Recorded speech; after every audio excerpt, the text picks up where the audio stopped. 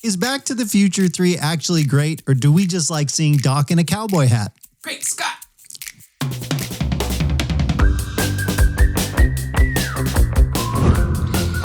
In Back to the Future 3, it is the last and final Back to the Future movie, and in it, Doc and Marty go to the Old West, and they do a lot of stuff there. They ride horses, shoot guns, and run away from Indians. My favorite part is when they have to use the train to get the DeLorean up to its speed to go back to the future. Another favorite part of mine is when Doc comes back in the train at the end with kids. Hey, welcome back to What Do You Think of This, where we revisit the best things from our past to let you know whether they're the best thing for your future. I'm Jeff Abyad. This is Josue Escobar. Hi, everybody. Hello, Josue. How are you doing, brother? I'm doing great. How are you doing?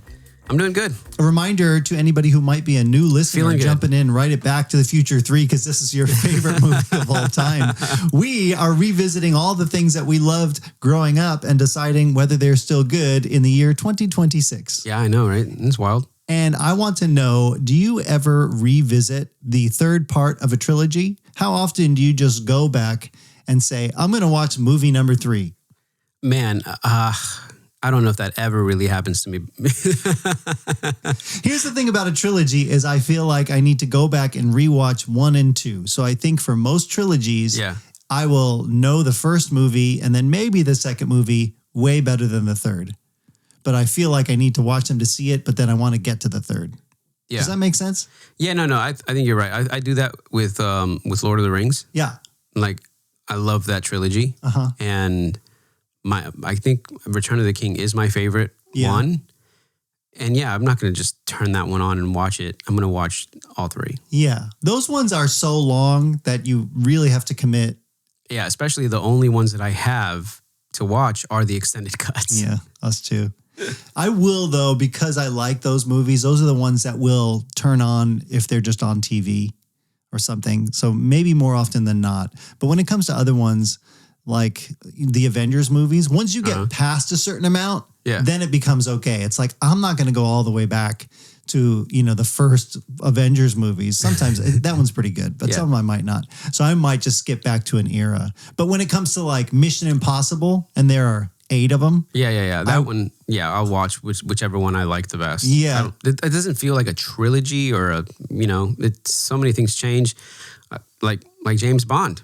Yeah. I've been rewatching or watching for the first time some of these older James Bond movies. It started in 1972. And what movie am I on now? I just finished Man with the Golden Gun. I've never seen it. With Roger Moore. And there's some things that follow along and other things that don't. And so The Man with the Golden Gun, I think, is the only movie that actually had a character from a prior movie. Was it the same actor or just the same character? It was the same actor. No, same character. And it was funny because it wasn't, like, for example, like M, Moneypenny, and obviously James Bond are all the same, or Felix.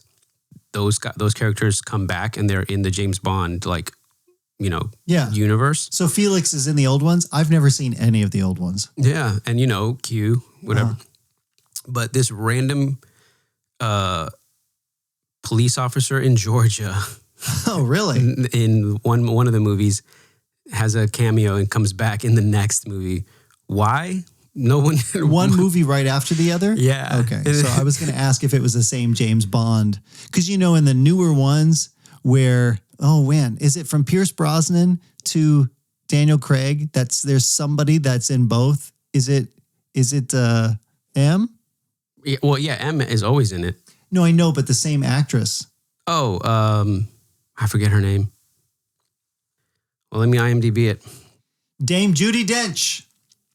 Judi Dench. Yeah, there we go. So was she M, Pierce Brosnan, and Daniel Craig? Oh, see, I don't know. I think she was. This has really gone off the rails here. Jane Judi Dench was, she's been in a lot of them. I don't know if she started with Pierce Brosnan or not. I think she did. I guess we'll have to, whatever. Watch those. No. Pause the recording. No, we'll have to close the loop on that in the next episode. Oh, no. You know who else is in that, though, is Ray Fiennes. He's in the new ones. He's the new M. Oh, that's right. Yep. Mm-hmm. And you know what else he's in? What? A movie I just saw for the first time in my life, Schindler's List. Oh, yeah, that's right. That's a good movie. I don't know, good. I don't know about good. It was done. yes, well done movie. It was a very impactful movie. Thankfully, not a trilogy. That was 3 hours long. Oh my gosh, could you imagine if that was a trilogy? Oh God, I mean, pretty much split it up. You want to get in and get out. No, I mean if the events happened 3 times in history, that would. This way. It's another podcast. Let's play a game. Today's game is called Third Time's the Charm. Is it though? Well, it's either that or where franchises fall apart. Oh yeah. Today we've got 10 questions where every answer is a part 3 of a movie franchise. So there's a twist. Okay. I'm not going to give you normal clues. Each clue is hidden inside a limerick because we're classy like that. We're classy like that. So everybody at home, Josue, listen closely, follow the hints. I'm ready. See how many of these iconic third installments you can name. Okay. Out of 10. All right. And we'll see if part 3 really holds up. I think we're going to get a sense after the end of this. This quiz might derail very quickly because it was put together by our friend Chet. Oh, Chet. Hey, Chet. Limerick number 1. All right. A forest moon hosts a last stand where small rebels Return of the lend Jedi. a hand. You got to hold your answer to the end of the limerick for the poor folks at home. If you didn't get that, dude, you got to watch more movies. A father's last choice, a dark, broken voice. What finale was carefully planned? I like that. What is it? That broken voice? Yeah. What was that line again? A dark, broken voice. A dark, broken voice where he's like, you know what I mean? Yeah. That noise, dude. Crazy. Yeah, and you could have missed that. Darth Vader. I'd say you guys are probably going to get all of these, so we should make it, well, we can't, but it's more of a time thing. What line of the limerick did you get this? What's up? the first 2 words. Yeah. A forest moon. Vendor. I mean, I'm a nerd, guys, if you didn't know. And we watched that one for the podcast. So The Outer Rim. The Outer Rim. Here we go. A city lies under despair as chaos fills oily air. From darkness he climbs through pain and through time. Which bat makes his final repair? I changed one word. That's, I think, what you're hung up on, but it made it really obvious. What? The oily air? Yeah, forget oily. I was just thinking of the dank, oily city that it takes place in. The Dark Knight Rises. Yes, very good. It was Gotham. It said of Gotham's air. I'm like, well, obviously. Gee. Oh, come on, Chet. Dark Knight Rises. That's what I'm saying. I didn't proof this, so this is going to be fun. It's good, though. It's good. It's good. I like the on-the-fly, what's it called? Pivots. Yeah, on the McFly. A fugitive wrongly accused, a truth long ago was confused. With time turned around and a Patronus found, which wizarding tale is infused? Oh, is this Harry Potter? It is. You got to guess which one. I never watched any of the Harry Potters. So you're going to have to. I don't like them. I think they are terrible movies. And if you're an adult and you're still like Shazam, Wham, whatever, and you're dressing up like this, grow up. Expecto Patronum. Grow up. What? Be an adult. Name the movie, Josue.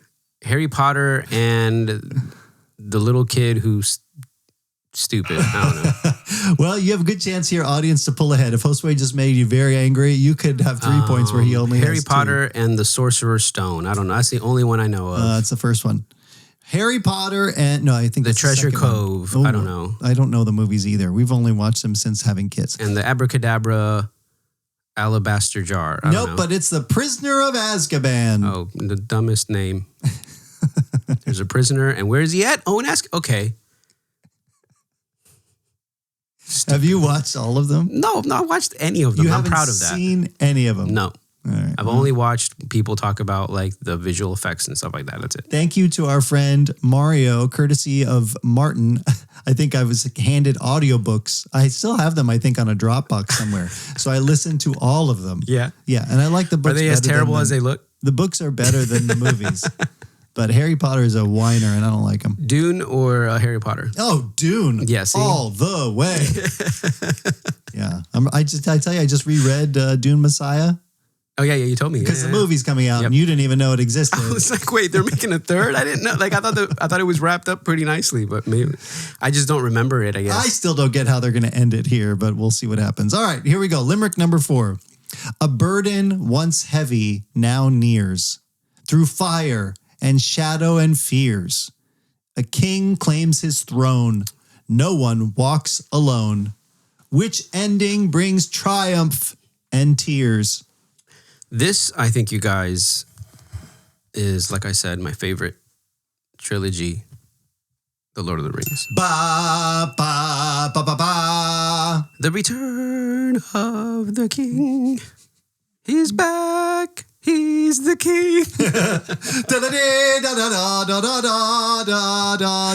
The movie that ends 13 times. the king. You know, he's not coming back for The Hunt for Gollum, and it's a big thing on the internet right now. Really? Well, you mean like the character or like the actor? The actor. They're pulling in a different Aragorn, but there's the other people are returning. But I feel like he's old now. If you've seen him when he's younger, bring in a new guy. I mean, they could always do AI, de-age him and stuff like that. I don't want to see that. If they, I don't know. If they Unless did it this well. new actor is terrible, then I'll regret it. I'll eat my words. Dang, that sucks, dude. It's fine. They should just stop, man. Yeah, well, that's the lesson, really. Just stop. Limerick number 5. A daycare with rules strict and tight turns playful to perilous plight. A furnace aglow where friendships all grow. This is like so obvious. Which toys face the end in that light? Toy Story 3. A Furnace's Tale. Is there They cheated that furnace out specific of melting song? some plastic. Yeah, in that movie. But what's the song? Alternative song? Yeah, like Toy Story 1 as You Got a Friend in Me. Mm-hmm. Toy Story 2 as Sarah McLachlan singing us all into despair. Toy Story 3, which we are going to watch very soon. Is, I don't know.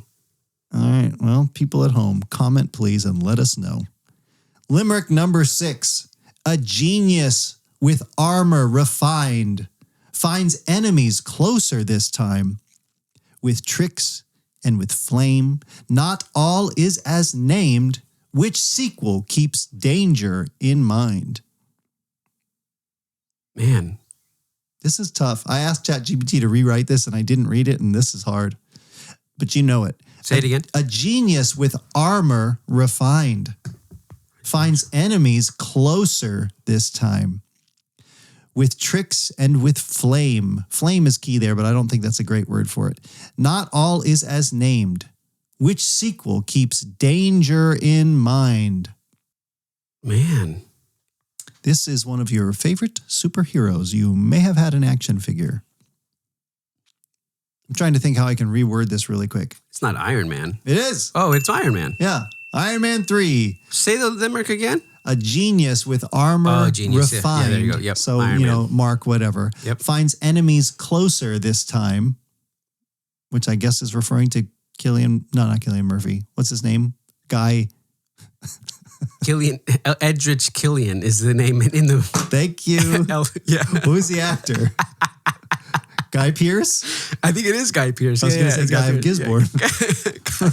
Wait, is that Harry Potter again? Nope. Oh. That's Robin Hood. Oh, yeah, that's right. With tricks and with flame. So it's just like the extremis. Extra. Uh-huh. Not all is as named. What's it called? The Mandarin. Oh, which sequel keeps danger in mind? That's just a throwaway to rhyme. I don't know about danger. Danger in mind is like, you'll never see me coming. You'll never see. He's also in Schindler's List. Oh, yeah, that's right. That's a great actor too. What is his name? Ben Kingsley. Yep, Kingsley. Limerick number 7. A rescue goes wrong on an isle where danger returns in full style. I'm trying to change this in real time because this is so obvious. Okay, here we go. I'm going to retake that. Okay. A rescue goes wrong on an aisle where danger returns in full style with creatures set free and chaos at sea. Which dino film stretches the trial? Jurassic Park 3. Yeah. It said raptors set free. I'm like, well, but dino. We know. Dino. Did you guys get that? You should have said, I don't know, lizard. I don't know. Lizard. Yeah, that would have been a good one. Limerick number 8. A pirate with debts left unpaid must face what his bargains have made. In whirlpools they clash with sword, wit, and flash. Which voyage won't quietly fade? Could this be Pirates of the Caribbean? Yes. Is it Caribbean or Caribbean? I think in these movie titles, it's Caribbean. Caribbean. Nobody says Pirates of the Caribbean, right? That's weird. Say Caribbean in other contexts, but I would never say Pirates of the Caribbean. There's probably people out there that do say Caribbean. Not in my circle of people. Oof. Okay, wait. What's the subtitle? Dun dun dun dun dun dun dun dun dun dun dun. Pirates of the Caribbean. Dead Man's. No. Nope. Dead Man's Chest is number 2. Number I think. 2. Okay, yeah. Number 1 is The Curse of the Black Pearl. Number 3 is. Think how far you could possibly go. World's Edge. Yeah, close enough. At World's End. At World's End. Okay, I'm going to mark your point there. Pretty good, pretty good. 2 more limericks we've got, guys. Number 9, a fedora, a whip, and a quest for a relic that won't let men rest. His father's in play as Nazis pursue the way. Which crusade might just be the best? Whoa. This is a trilogy? Crusade. Oh. Indiana Jones and the Last Crusade. I love that you're like, how mysterious. Crusade. Good job. All right, our final limerick. Everybody lean in real close. A scientist wild with white hair and a team in a time travel pair. To the old west they ride, where past won't abide. Which third trip brings steam to the air? Oh, this is great. If you don't know this, it's probably the thumbnail of our podcast here. Just maybe. I don't know yet. Back to the Future 3. Trace. I don't even know if he mentions gigawatts in this movie. I don't think he does. Well, how? Maybe. Well, it's like it hasn't been invented yet. Congratulations to you, Josue, and to our listeners. I'm assuming you did very well as well. 9 out of 10. 90%. That's an A. Which one did I not get? The Harry Potter one. Harry Potter. Yeah. And you would consider that a win. I would consider that a win. Yeah. Yes. So let us know how you at home did. Comment below. Send us a message. Snail mail. Is that even a thing anymore? It is. Yeah. Do people mail letters? Yeah. I mean, yeah, they do. Are you nostalgic for mail? Send it to us. P.O. Box. I don't know. We don't have mail. Just send us an email at ideas@wdyt.show. Could you imagine we got a package from somebody or whatever in the mail? Yeah. Someone from Estonia. I love you, a podcast. Is that how they talk in Estonia? I don't know. All right, we got to get out of this quiz. Let's talk about this movie. But if you are enjoying this so far, I definitely encourage you to give us a thumbs up. Thumbs up. Share. I got you, babe. Share. Yeah. Okay, Back to the Future 3. 1990. Bro, this movie was great. 1990. 118 minutes long. Director Robert Zemeckis, as you know. This one takes us to the Wild West. In fashion. Yeah, what do you mean? What he was wearing when he went back. Oh, yeah, like, yeah. Doc, do you really think I need to wear this? With the frills and the boots. And then he's like, who dressed you? You did. So we pick up, it's a little confusing. Now, you mentioned last time that you think somebody could just jump in and start at number 3. Yeah. With the recap. And I think it'd be a little confusing. I mean, really? How? You've seen 1 and 2. Yeah. To just jump in uninitiated.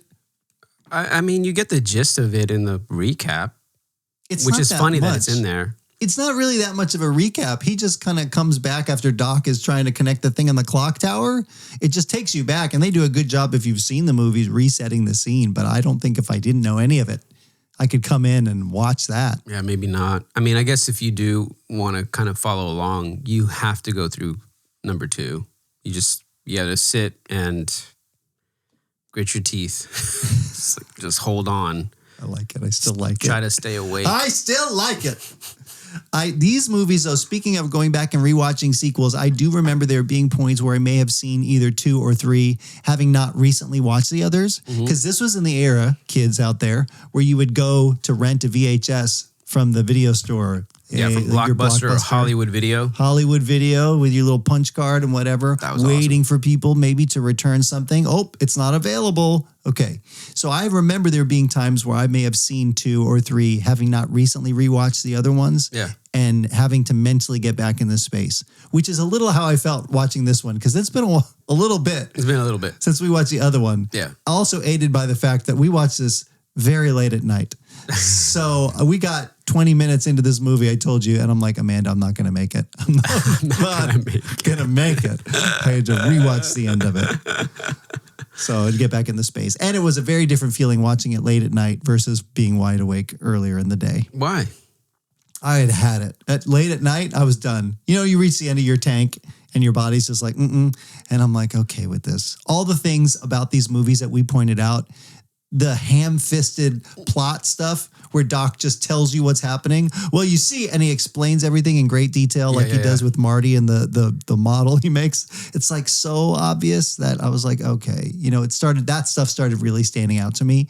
And then when I watched it again in the light of a new day, it was charming. Yeah. Like, this is just how the movie works. Yeah. I mean, I like this movie and all of the really good callbacks that it did to the first one. Yeah. You know, it tried to hit the same beats as the first one. The second one wanted to be super original, very different, which I think they did. No, but wait, what beats do you mean? Because we had complained about the fact that clock tower sequence especially just felt so much like movie number 1. Which clock tower? In the future, when they go into the future and Marty's running from Griff on the hoverboard scene is like a take for take. Oh, yeah, it is. But the way they did it, it was kind of like, okay, it was too close to it. You know what I mean? Like we have to do the whole skateboard thing all over again. And this one, he still gets covered in manure, but it was different enough. Well, what I mean is the model that he does again. You know, like that felt really good. The storyline of the now it's him falling in love with somebody instead of Marty and his mom coming to. You know, hey, can I? You know what I mean? Hide everything, hide. Like it's happening to Doc instead of Marty now, and I like that a lot because it was like a throwback to what happened, but not necessarily a beat to beat. Like let's say if it happened to Marty again, I'd be like, again, like really another. You know what I mean? Like he already went through that. He does wake up again and see his ancestral mom. You know, that looks just like his mom for no real reason. Other than they wanted to use the same actress again. She would have looked completely different. But his what is it? His great grandfather or no? Is it his? Yeah, because the little baby is his great grandfather. Great grandfather. So it's great grandfather is him, and he does a really good job of like his voice. You mean the accent? Like, the accent. Like, hey, he's a boy. We got to let him in. Yeah, I don't know how to do it. He's not Italian. He's Irish. I don't know. Like Maggie, he says. He says, yeah. There's something about that boy, Maggie. He did it. I mean, it's probably not a great accent, but he sold it to me, and he felt different enough. My kids definitely noticed, though, and pointed out it's not green screen per se, where he's talking to another version of himself. Oh, yeah, the split, you can see really well when they're layered over a background that's like you're filming in front of another screen or green screen or something. Yeah. You can tell. Yeah, but I mean, for the time. Great. It's great. Yeah, and you got to remember, we watched these movies on tube TVs. Yeah. So that stuff was a little more hidden because it was grainy or whatever. Now, with LED TVs, OLED TVs, all of those details like show up a lot better. I wonder what the Gen Alpha, thinks a tube TV is. You just throw out the word tube TV, and I would have a different image in my mind. I know what it is. Yeah. I was right, there. You're right. Yeah. It's a TV that is, thicker than the length of my forearm. Yeah. That sounds so crazy. It is. Look at this thing. I know, yeah. You used to have to fire it up, poof, and it would like warm up. Remember the picture would like fade in? Oh my gosh, yeah. Gee. And back then, if you had like a 17-inch TV, you were like, ooh, you got some money. I remember when we got a 23-inch, and that was like, what? Yeah, it was crazy. And the screens are like rounded out on the edges. Yes. It's like... I remember in high school when kids the rich kids in our class first started getting widescreen, flat screen TVs, but they weren't flat. They were just flat in the front, but it was still massive. Like 4 feet, 5 feet long. They were massive. Yeah, they were heavy. You needed like guys to move it like a piano. Like a piano. Yeah. Oh yeah, that was crazy. And you're watching VHS tapes. And everything looked better on those TVs because they couldn't replicate every single pixel that was being captured by the camera. With our TVs today, our cameras today, there's so many pixels, extra pixels that you will see those visual effects way more obvious. I remember when 4K became a thing and all the TV news anchors had to start wearing more makeup. Remember when that was like a thing, that era of like, we can really see really well. This doesn't look good. Yeah. So, I mean, even for like church broadcasting or church streaming, I don't recommend going to 4K unless you have a really clean stage. Yeah. Because you can see every detail, every scratch on your stage. Now all of a sudden you can see it, and it's not a good look if you have a messy stage. Nah. Also, is that bass player playing solitaire? Do you think that guy's playing Galactica? Didn't think we'd notice. I did. Do you think that in the future they're going to improve actual human vision in the same way that TVs have improved? No. Come on. You don't think we'll go past 2020? We'll be like, here, we're going to correct your eyes like in Dune. Jeez. You're going to get Tleilaxu eyes and you're going to be able to see really well, but it's going to be an abomination. And stuff like that? I don't know. That's really hard to do. I mean, the human eye is so complicated in how that works, and your brain does most of the heavy lifting, to interpret what the eye is seeing. Mm-hmm. I don't know if this is true or not, but I read somewhere or heard somewhere that we actually what's coming into our eyes actually looks upside down and our brain corrects it. I remember learning that in science class. Yeah, that's insane. I know less about how the human eye works than I know about how computers work, and I don't really know how computers work. Yeah, I mean the fact that we have image stabilization on cameras, and that still isn't really great or perfect. You can tell it's being stabilized. Have you ever just walked? Your brain is stabilizing. Have you ever walked? Have you ever just gone outside and walked? Yeah, think about it. For fun? For health and recreation? For fun? I mean, the fact that our brains are stabilizing the image that we're seeing coming in from the real world, and we don't even think about it. Yeah. It's so or you don't perfect. think about the fact that you can always see your nose. Yeah, exactly. Now I see it. Ugh. Big old nose.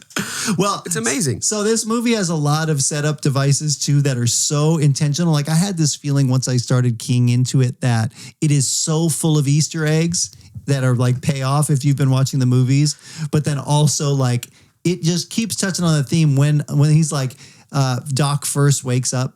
Okay, so Marty travels back. Okay, let me give you just a quick plot synopsis on this. If I could do this. In the first movie, Marty has to travel back in time to fix an issue with his parents. Yep. He fixes it. He comes back and then at the end goes to the future to fix an issue with his kids. And in the course of doing so, he gives somebody else access to the time machine who messes things up in the past again. Yep. He's got to go to the past, fix that, and then come. But in the process, anyway, it's a whole thing. So at the end of that movie, he comes back to the present. He's back in the past. He's still in the past where he had to fix where the first movie takes place. Yes, with a different Doc. Because Doc had to go even further. He got struck by lightning, and now he's in the past 1885. So this third movie, Marty's got to travel all the way back to 1885. To save Doc. Yes. But before he does so, he's in that with that 1955 Doc who's like hasn't technically invented the time machine yet, but invented it in movie number 1. Yes. Okay, he's with that doc. That doc is thinking it's all a dream. He wakes up to the TV show. The TV show is Howdy Doody. Okay. So it's setting you up in the time period of the 1823. But also, think of the first line. Hey, kids, what time is it? It's Howdy Doody time. Like, there are so many things like that in this movie. Like when they what do they call it? Initiate, when they like christen the clock tower. And then he's like, the mayor or whatever is like, may this be established as a memorial for all time. Like, this is obviously, these are all things, Easter eggs here. So, we're talking about time. Just give me time. I think that's one of those things where I feel like if they had to go back and do this movie now, I think they would take that away. I think they would make it a little less campy, or you lean into it more and it's make like it a melodrama where if you were doing it on stage, you would like wink at the audience and yeah. I mean, I think at this point, the third movie, they're like, people know what we're doing. People know we're messing with time. Let's just lean into it. Yeah. Let's have fun with it. Well, that's the thing about these movies. I feel like they don't take themselves so seriously. And they make it so fun. Yeah. And it's like, it's fun. And then, but at the same time, people to this day will reference Back to the Future when they're talking about time travel and how would time travel work? And they always go back to Back to the Future. It's like ingrained in our culture now. Yeah, but look at our generation? Because we grew up with it. Because that's my prominent example. I guess, but look at Endgame. Yeah, when they talked about, he was like, when they were talking about time travel, and he was like, what does the Ant-Man say? It's like, so Back to the Future is just a bunch of BS. Yeah, it's like, but people still, they're old like us though. They grew up watching this, I guess. And I mean, hopefully that makes newer generations go back and be like, what are they talking about? Back to the Future. And they watch those films. I think there's a lot of people that still appreciate some of the older stuff. I know there's a lot of people going back and listening to older music, this 70s, 60s music. And it's, and I think I feel like if that happens with movies, it's great. Yeah. Well, let's walk through the plot here with some quotable quotes. Yeah. So just let me know if it's not obvious who said it and what part of the movie this shows up in. Okay. This quote is, I never knew I could write something so touching. Oh, that was Doc when he read his own letter to Marty. Yeah. Marty's like, I know, Doc. It's beautiful. Like, that's not the point. No, Doc, it's beautiful. That's funny. More like ham-fisted exposition. Yeah. And he's kind of reading through the letter, and it's like the plot set up. And even about how he was like talking about how Jules Verne like so impacted his life that it's an obvious setup for later if you know the movie, but it's like you didn't even need to have this whole discussion. Yeah. It's just obviously for us, the audience. Yeah. Okay. It's cool. I like that kind of stuff though. I'm okay with that. Yeah. How about this one? You have to wear the boots. You can't wear those futuristic shoes in 1885. You shouldn't even be wearing them here in 1955. That's Doc again. Yeah. When he's dressing him up, where he's telling him he's going to dress him up for going back. Yeah, he's like, and you go right for the Indians. When you travel back, those Indians won't even be there. And then what happens? Boom. It's so funny. It was funny. It was, he's in like an old school drive-in theater. Yeah. It reminded me of that place that you drive by when you go down south. What is that? South of the border. Pedro's? Yeah. South of the border? It reminded me of something like that. I mean, it's obviously not that. There's no theme park there, whatever, but like that whole thing, I'm like, oh, it could be, I don't know. It just reminded me of that. And then the Indians and then the cavalry. Yeah. There was some line, and I can't remember what it was. I didn't write it down, but it was a really like, it would not fly in 2026. I'm like saying something like an Indian would say it. I can't remember. Doesn't matter. Even the word Indians, like people wouldn't even say that anymore. I know. What would he say? The natives! The indigenous peoples. The indigenous, oh no! He's shocked he travels, and then all of a sudden he's face to face with, Idiots. I mean, that's whatever. That's what they are. And then it's the cavalry. The bear. That was all fun.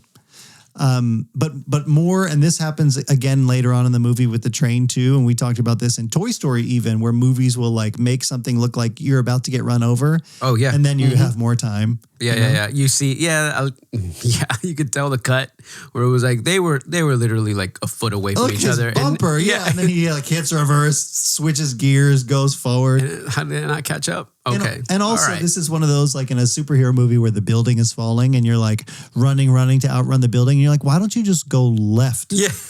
And it was the same thing with this. I was like, why don't you just keep reversing for 20 more feet? There was not that many Indians. What if exactly. What if in that scenario, the building's falling down, you're running away from it and you do go left? Yeah. Wouldn't the debris still hit you?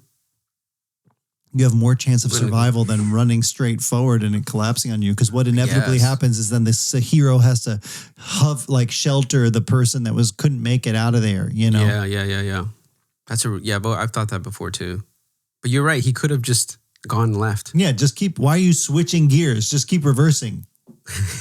And then somehow he reversed his way right back into that cave, which again, I'm like, I don't know. I use my backup camera now. So the idea of turning around and looking and then reversing, I don't know. He doesn't know where he is. He just drove over that cave and he's like, oh, the cave. And he backed into it. I guess. All before they ran him over. It's almost as if it was all scripted. Yeah. You know? Yeah, like this is fake. What'd you think about the Hill Valley reveal when he gets there? He's got to walk all the way. Yeah, dude. That was crazy. And it kind of pans up and you get our old clock tower friend. Don't you ever feel like what would your town look like if you could go back? Kind of, but I know what my town would look like because we have all these Civil War memorials all around my neighborhood that show you pictures of this is what the town looked like in the 1800s. That is true. You do live in the very historic area. This town was a Civil War outpost. I know. It's crazy. Yeah. Well, we have Manassas Battlefield Park that has almost not been touched. It still looks technically like what it did in the day. Probably looks better. Now? Yeah, cleaner. Yeah, for sure. They certainly rebuilt those fences. I've talked to people who are like, aren't those the fences? I'm like, since the 1800s. There's no way. They'd be all rotted out and falling apart. There are some. They're pristine looking right now. Craftsmanship in the 1800s was just... that mud and brick just really holds up. What kind of compressed wood were they using back then? That wasn't an IKEA.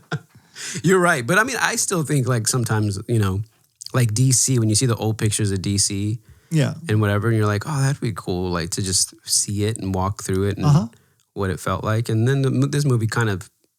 You get to do that? You get to kind of do that. Yeah. At least the characters do that, which is, I think that's really cool. You see the old road, you're walking down it. Yeah, we're like, we will talk about it, but the canyon that changes the name, the name gets changed because they find out oh, she dies and they name it after her. Yeah, what's this, Shonak or what is it called? The ravine? Shonak Canyon or whatever like that. Yeah.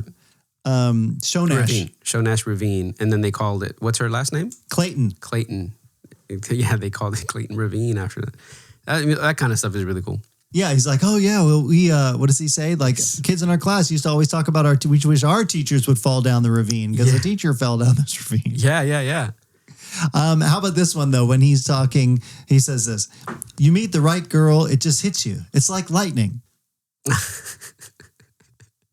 It's like lightning in the future? Yeah, he's like, Marty, please don't say that.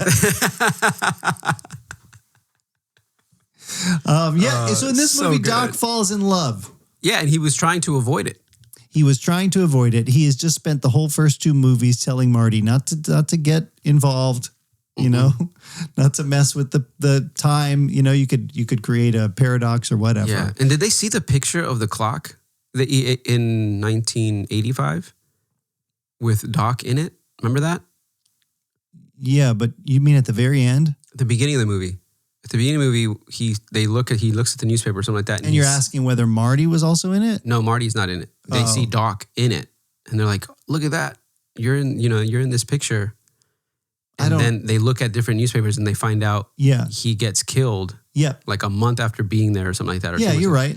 So I love how they went back. He goes back in time and he takes a picture with Doc next to that same clock.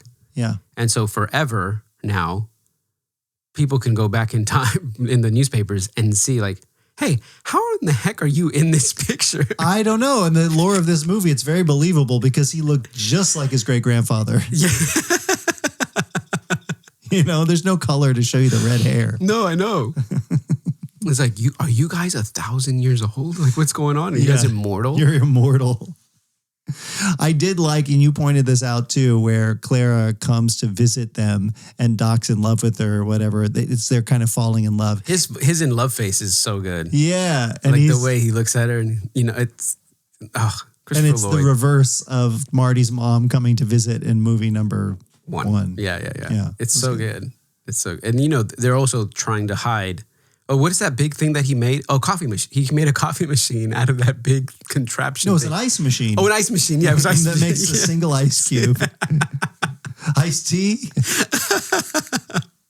He's still an inventor. It's awesome. Yeah. Okay, how about this? Hey, Frisbee, far out. Hey, Frisbee, far out. Yeah. Hey, Frisbee, far out. I don't remember that part.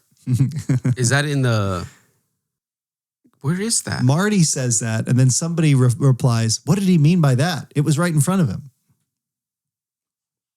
In 1823? In 1885. In 1885, sorry. Where... So Frisbee. Clara Clayton convinces Doc to stay and go to this... What was it? The thing at night. What do they call it? Fair? I don't know. The fair was like they were again with the clock and all that. Apple pie fair or something like that? Well, there you go. There was a pie. There was a pie tin, and Marty saw it. That's right. Yep. And the brand of it was Frisbee. Oh, and then so he invents the Frisbee. No, he invents the Frisbee. So Frisbee, he throws it. So Frisbee's like, oh, I should make it into... I didn't even think about that, but I guess maybe. Yeah. But he's like, far out. And then the person's like, what does he mean? It's right in front of him. There's a lot of dumb jokes like that.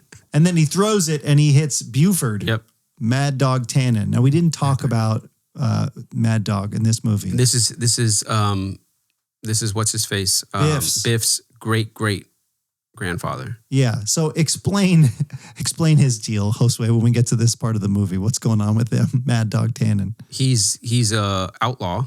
He is. He's an outlaw, and he had Doc make something, right? Yeah, shoe his horse. Yeah, shoe his horse, and then his horse kind of like messed up or something Kicked like that, or whatever. Yeah, and so he's like, you owe me the money back or whatever, and he's like, I made this shoe. You're an idiot. I'm not, whatever. Yeah, and you didn't pay me for it anyway. You didn't pay me. Yep. This is the whole conceit of why they traveled back because Doc is going to get killed. Yeah, because it says, because what is it? Do they find the grave or do they find his obituary? They find the grave. They find when they're out there uncovering the time machine. They find the tombstone. Remember, they blast it, the dynamite, to get the car out, and they go to hide. And Marty sees the tombstone. He's got the dog with him. Yeah, and then they look it up. Yeah, and they go, "Whoa, you got killed!" And then it was Tannen over 11 cents. What is it? Oh no, it was more than that. I don't remember. Some 30, small amount of money. It was really small. You're like over. He's like, oh. Yeah, because at that point he was over $3. No, he was going to let his future self live in the past. Yeah, because he's like all done, and he had asked, "Just let me stay here." But when that version of Doc had written the letter, he obviously didn't know he was about to be killed. Exactly. So he's like, okay, well, we need to somehow stop this, and I need to go back. And so the whole plot is Marty has to figure out a way to save Doc's life so that incident doesn't happen. And they want to travel back in time, so they're trying to redevelop the time machine with no gasoline because plot. Yep. Before the day when he gets shot, only to find out at the night of that where they're dancing, I was going to say Buford, Mad Dog, has that gun, and he explains, again in the plot, that the last person he shot with him, it took him 2 days to die. So really, he's about to get mortally wounded right then. Yeah. So then Marty grabs that pie tin and he tosses it so accurately. If he would have just missed a little bit, somebody would have gotten knocked in the teeth. Yeah. And he hits that gun. And then at that point... And now he becomes the target of Mad Dog Tanner. And he's going to give him, a day? 2 days? I think he says 2 days, 3 days. I don't know why. To fix it. Well, Lucy was like, why didn't he just shoot him? He was about to shoot Doc. Oh, wait, he couldn't, because remember, you had to turn in all your guns. Oh, yeah, and he only had that one single bullet. Yep. Okay. And so, he couldn't. And the sheriff, who is the principal, the great grandfather of the principal of the school, he's the one who's basically saying, no, this can't happen right now. Right. Yeah. And so let's have ZZ Top fire up that music again. And and then they have to figure out how to fix. So their whole plan is how to fix the time machine so that they don't have to even deal with Tanner. Yeah. And I want to say that I think Tom Wilson, who plays Biff and Buford and Bus, no, what's he in the future? Biff. Yeah, I know, but in the future. Remember? He's Griff. Griff. Oh, Biff, yeah, that's right. Griff Buford. Oh my gosh. I think he is the best actor in this franchise. Yeah. Yes, I think the other people are there's great, charming, good, whatever. But as far as like an actor, because at the end of this movie, when you go from Mad Dog back to like, oh hey Marty, blah, blah, I'm like the range of this man is maybe the best of all the other people. Yeah, that's crazy. He does have to like do a real huge swing. Yeah, because these guys are themselves. And then he's just dumb, and then he's funny and.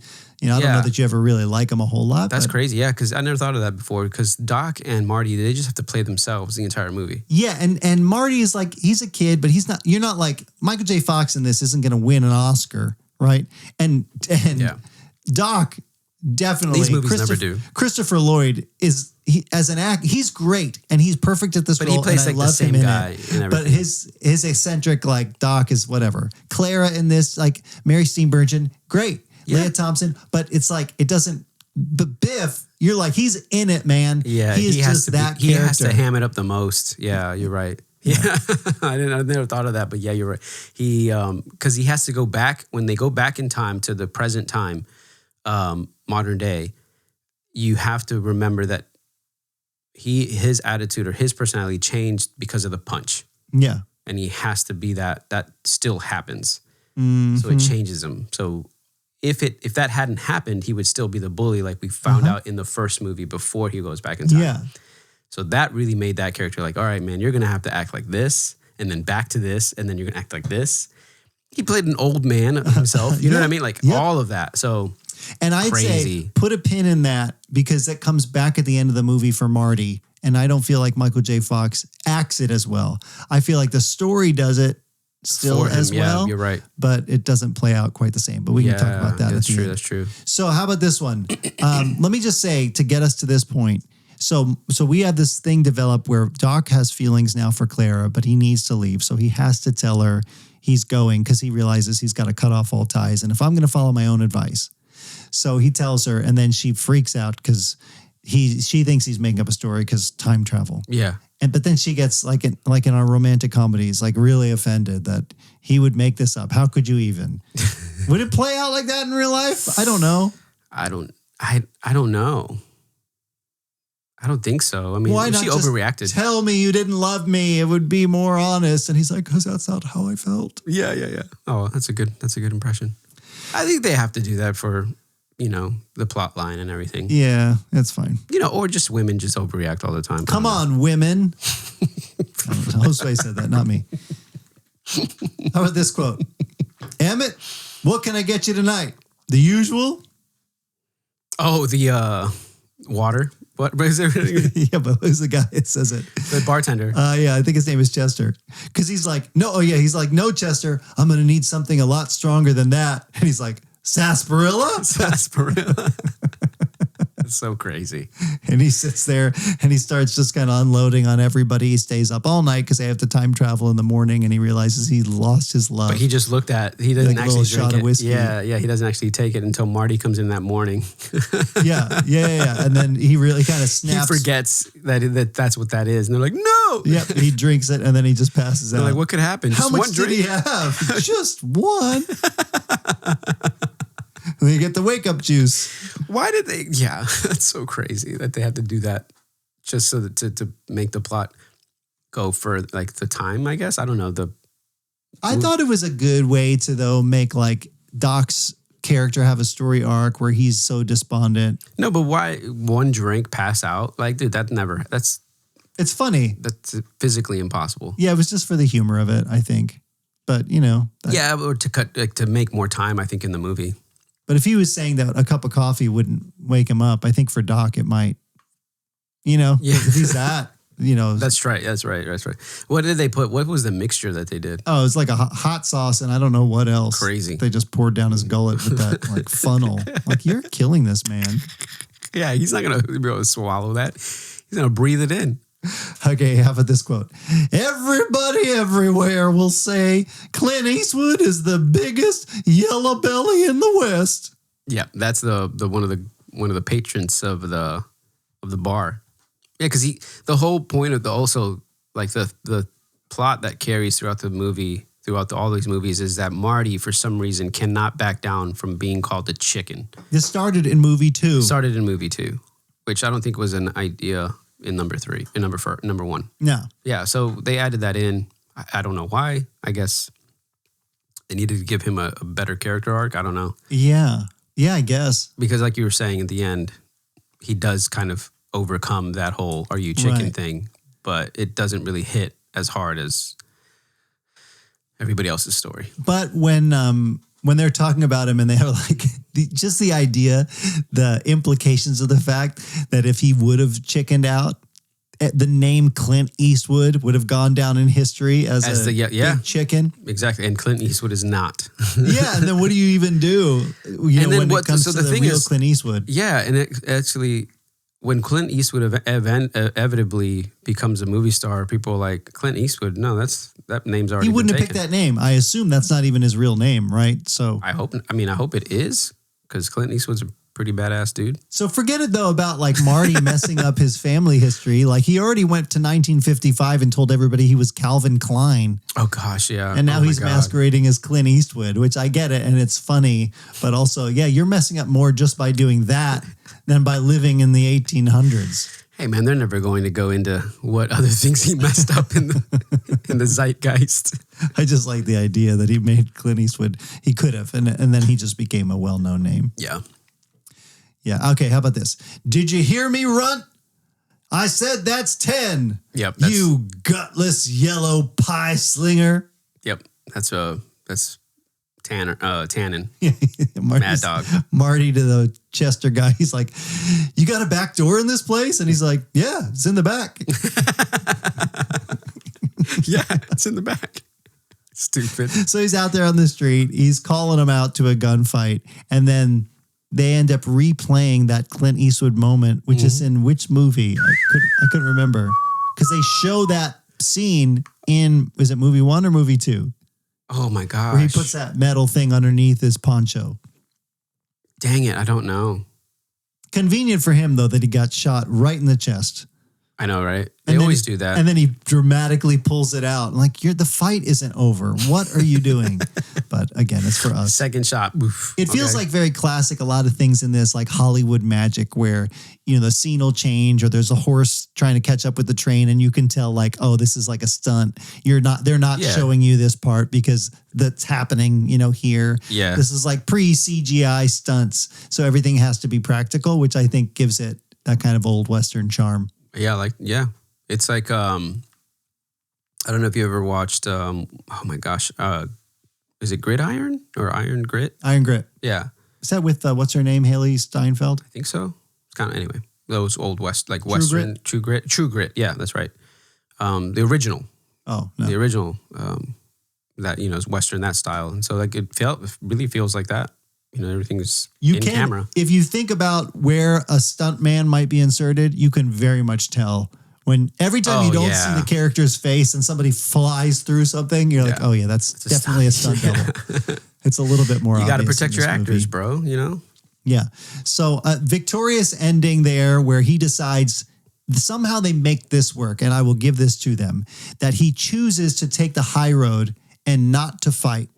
And then he has to fight to take the high road. Yeah. Yeah. So he makes everybody happy. And then he covers him in manure again. Yeah. I hate manure. Yep. His whole family is, gosh. So does that mean they were just all destined to be covered in manure? Yeah. Crazy. in the altered timeline as much as Doc and Clara were destined to be together, which I think they were. You think now, like Biff is like when he gets covered in manure, he's just like, oh, just like my grandpappy. No, I don't think they talk about it. Dang. I don't think you don't think he thinks it?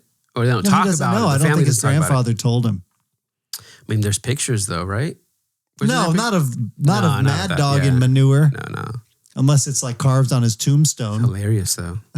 Mad manure dog. Manure dog. Manure man. Covered in manure dog. by the McFlies. Yeah.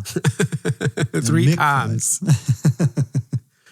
And then that whole train sequence at the end, which we don't need to spell out entirely, but I thought it was a good kind of climactic scene where she overhears about Doc, and so she has to chase him down while they're going through their whole plot development thing, and it's very like... Yeah, this is it culminates with like the actual plan to get back, using the train to make them get up to 88 miles per hour in the DeLorean. And she messes it up by coming back, and now she's on the train. Yep. Whole problem. And she has to be there now, and they have to go back in time with her. How do those walkie-talkies work? Actually, hold on. They send him. She messes it up. Yeah. He goes on his own. He goes on his own. But the whole point is for them both to be in the car when it gets to 88 and it goes off the ravine, because in the future there will be a train track there. Yep. But she gets on, and so they have to pivot, and he sends a hoverboard back with him. Yep. Right? And then Doc saves her. But I'm thinking... So that means... Okay. Well, they have these walkie-talkies that are like taped to cans or something like that, and I don't know if they were like... They came back in the DeLorean and then they use them because he's talking to him while Doc is back there. But then by the end of it, Marty's talking to Doc while it's like loud, and he's trying to help Clara, and he's not holding a walkie-talkie anymore. But somehow Marty is still like, Doc, I'm going to throw you the hoverboard. And he's like, but I'm like, how are you hearing? He clipped it on his thing, or I don't know. I got to watch that back. Sorry, what were you going to say? Well, I mean, it's funny they so at the end of the movie, when Doc eventually comes back with his wife, his kids, and their new dog. What's his dog's name? Was this one Copernicus? Einstein? Something like that. No, Einstein was the first one. The train is hovering. Yeah. So I'm thinking, he took the hoverboard technology and used it to make the train hover. Yeah. Fly. So that's smart. Well, again, another ham-fisted like thing at the end when the train is about to go off the track. You have that big giant sign that says "End of track." No duh. Yeah, but it's like, okay, we get it. Yeah, we get it. Oh, as soon as this meter gets to the red, just like the red brick, it's just like you can't watch this movie and be confused. Yeah, you can't. Yeah, if you are, you might not understand time travel, how that works, but you understand how this movie works because they tell you over and over and over and over and over and over and over again. Yeah. So he travels back to the future. Here was my thought, because he goes and he wakes up Jennifer, who they left at the swing in the corrupt 1985, and then we never see her again until now. They just drop her in movie 2, and she's been there all movie 3. Just sleeping with her terrible wig. And Marty goes and in this very like heroic moment takes off his cowboy hat and wakes her up with a gentle romantic kiss. And all I could think was, your breath must have smelled so bad. I don't think she'd be kissing you back in that moment. You've been living for a week in the 1800s with no toothbrush after having gone to the future, you know what I mean? And whatever you've been eating or drinking with pellets in it and all that stuff. God, and then you're just going to walk up to her doorstep, no Tic Tac, and just kiss this woman. Give her a break. Let her wake up. Wow. Just shake her. Yeah. What are you wearing? Yeah, exactly. Like Biff said. I like your cowboy hat, Marty. Did you wear that to the lake? It's so dumb. But I mean, it is what it is, Yeah, here's my hot take about this movie. I think it should have ended with the drag race. So he picks up Jennifer, they get in the truck, and they're driving, and she's still trying to figure out if she had a dream or she really traveled to the future. Yeah. And they're talking about the future. They pass by the neighborhood. He's like, oh, we're going to live there. And she's like, Marty, was this real? And then what's his name? Needles comes up next to him. Yeah. And then this is the accident they referred to in movie 2 that changed his whole life, where he's going to like break his wrist and he can't play music anymore and whatever. And he decides, because he's grown now as a character, that he's not going to race him. Yeah. Right. And the music is playing in did you notice this in Griff's car, The Power of Love? Yeah. From the first movie. Great. You know, that whole interchange good. He speeds off. Marty goes in reverse and he's like, I'm not an a-hole, because he just like realized he would have been in the past, right? And then he watches the car, and right where he would have been, that Rolls Royce pulls out. And then boom, they get hit. Yep. So all of that, excellent. And then they cut to the train location where the DeLorean got decimated, and all of a sudden Doc appears. How? Well, he's in a time machine that he created in the past, which I don't have that much of a problem with. But the rails clink, clink, clink, clink, clink start coming down for no reason other than to let us know. And this is where I'm like, this is too much. This is too much. And then the train appears on the track, and then it's the most cheesy ending to the movie, where it's like, before you were doing stuff and whatever, but this is like, you know, what does this mean? And he's like, it means your future hasn't been written yet. No one's has. Your future is whatever you make it, so make it a good one, both of you. Yeah. And I'm like, come on. I liked it. It just felt like, you think that was worse than Biff making all that money and making the entire like town or world like a terrible place just because he got rich? Because it didn't end there. You know, I was like, you had but all of that shouldn't have not been there. You had all those little notes. You brought me there. You did the car race. It was like compelling. Yeah. And I'm not saying that it had to be the end, but I think that was a better ending than the train coming back and me watching it fly, which is cool. Like, yeah, I mean, I would have accepted. Fine. Yeah, I think both. I think either way, it was great. And the awkward little kids. Did you notice that kid's face the whole time? It was like, it's like, why? Who are these children? Were they like the director's kids or something? Oh, I don't know. It must have been. Maybe. We're gonna have to talk about that after the credits, because I didn't know who they were. Yeah, I liked it. So how you felt about this movie? You give it a big. This holds up. I think it holds up. I think people should watch it. I think you should. How you just go through the second one, just go through it, and then watch the third one, and you'll enjoy it. Well, here's my opinion. So how would you stack these movies? Well, here I had my kids first. I had my kids right, third and second. Their results, and I haven't seen them, and I had them put it in order. And as a kid, I would have had it differently than I have it now. Okay. But is your opinion of all three movies in that order the same? You say 1, 3, and 2? Yeah, distant 2. Okay, I don't know how much this was influenced by the fact that the first time I watched it, I was falling asleep and a little irritable, but I was pretty done with the same stuff over and over again. Some of it I liked, and it was charming, but I liked the Old West setting, but some of it was too much to me. And if I would just talk about my own personal enjoyment of these movies, I'm still going to go 1, 2, 3. I think that's probably what they want. They expect people to they hope for. I don't know. Yeah. I don't think they were hoping number 3 to outdo number 1. I don't think you can ever outdo number 1. But I feel like as a kid, I liked 2 this so one much. This one didn't feel as long as the second one to me. Maybe because I just was like... That's how I felt in this one, though. I was like, okay, already, you know? I just didn't... It just took me out. Like, I didn't like number 2 is just dumb, dude. Like... Yeah, that's how I feel about 3. You know, like he just gets rich and then everything goes bad just because one person gets rich. You know how many people are like uber rich today and we don't live in a hellscape? It just didn't make any sense. But you have no plot problems with Doc going back in time and becoming a blacksmith and somehow offending the ancestor of Biff, and he's going to shoot him and then falling in love with the woman that's going to go down. I don't know. It just feels like it's all like that. It was fine. If I zoomed out, it felt just as simple as the first one. The second one tried to be way too much, and the second one, the third one was like, well, let's just go back to like how we did the first one. But the second one gave us that like revisiting the actual scene that was in the first one from a different perspective, which was also really cool. Yeah, that was cool, but I'm not going to base the whole movie just because that was cool. Well, let's see. One of my children said, I don't know if we want to name them, in order. This is a younger person's perspective. Okay, yeah. Number 3. Sorry, should I tell you least favorite to favorite or just favorite to least favorite? What would be the least confusing? Yeah, favorite to least favorite. Okay, in order of favorite to least favorite. Part 2, Part 1, Part 3. Oh, wow. Okay. They liked Part 2. The best. Dang. Probably because all the violence in number 2. Second kid, Part 2, Part 3, Part 1. Oh, wow. That's a hot take. That's crazy. Third kid, Part 1, Part 3, Part 2. I think the lesson That's here my favorite kid. is everybody has a favorite. Yeah.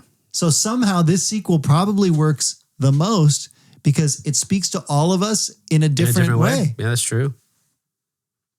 Yeah. Good job, Robert Zemeckis et al. Yeah, man. He went out to make Forrest Gump. Yeah. He knows what he's doing.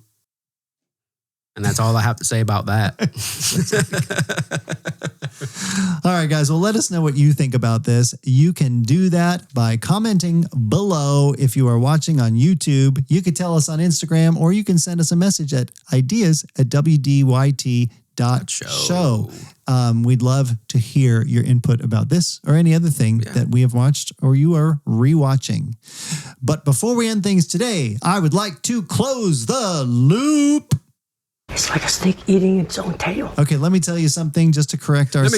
Let me tell you something. From last time. Nora Ephron and Zac Efron.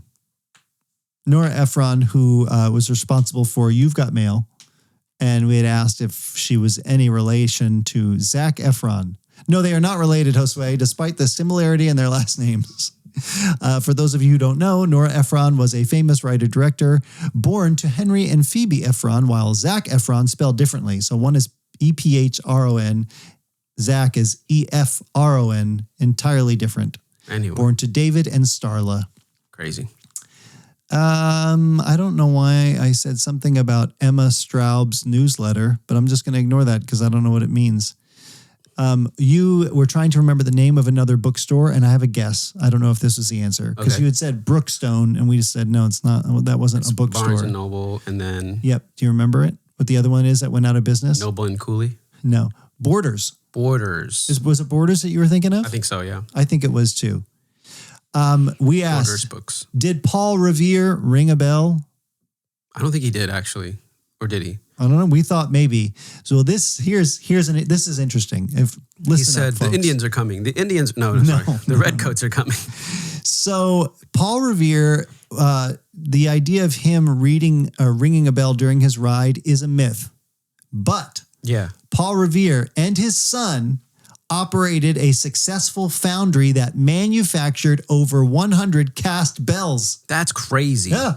Many of them exist today. His firm, Paul Revere and Sons, cast bells for churches and public buildings between 1972 and the 1810s. Dang. Maybe one of those bells could have been put in a clock tower in Back to the Future 3. Wow. Keep ringing that bell, Paul Revere. Isn't that funny, though? I thought, no, he didn't ring a bell, but he had a factory that made them. That's wild. That's probably where the myth came from, or like the idea came from. Yeah. Maybe so. Well, if you've been following along in this podcast, you know that next week we are going to do a very short episode of After the Credits. We also have a special announcement for you. Yeah. And you. And me. So we will be telling you that next week. You will have to tune in. Yeah, tune in to find out. And if you're our family, don't text us. We'll let you know. And next week, just wait 7 days like everybody else. Yeah. And please, if you're a family and you haven't yet, give us 5 stars like everybody else listening has done already, right, everybody? Yeah, of course. Yeah, take 5 seconds right now if you haven't and give us 5 stars on the platform of your choosing. We are anywhere you consume podcasts. Anywhere you consume those podcasts, I would like to consume a sandwich right now. So let's wrap it up. Is that good? You have anything else? Nope. Me either. We'll see you guys next time on What Do You Think of This? Peace out, everybody. Bye.